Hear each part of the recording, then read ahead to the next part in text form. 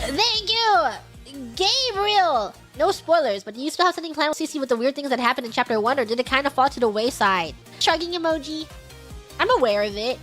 It wasn't forgotten. Were things planned for this chapter? Not really.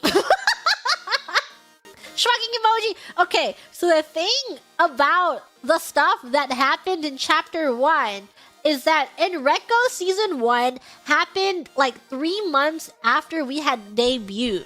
And we weren't, it was like during a really, really busy time where a lot of people, it was busy. People were busy. And so we didn't have a lot of time to like bond and interact with people. So we went into ENreco being put into groups with people we hadn't really spoken to. And we were a little worried. We're a little scared. So we're like, let's have something as backup. Because if we don't have our memories and we want to roleplay it a little bit, we'll have something as backup so that we can do something together if we have to. So that was kind of what happened in season 1. Where we set it up so that if like we didn't really know what to do, or we're trying to find out how to like start a roleplay with each other, then we would be able to. ENreco was like the first time we got to really interact with a lot of people. Because before then, it was just like passing messages or just like brief interactions. But there, it was like the first time that it would be considered a quote-unquote collab, I guess. Really new back, isn't it? It is a good thing. I'm happy for the opportunities, but we weren't sure how it would go. So it was like contingency planning.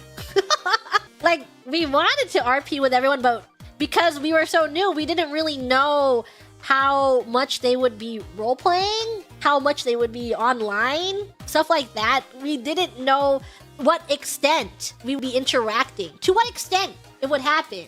Yeah, break in case of emergency. Hard to RP when you don't know them at all. That was like a major concern of mine, is that because it was like my first time interacting with everyone, and my first and it's like nothing like me at all, and I'm like, oh no, what if they think what if they think this is what I'm always like? But I'm not always like this. What if they get whiplash? What if they're whiplashed? But now everyone is much more comfortable with each other.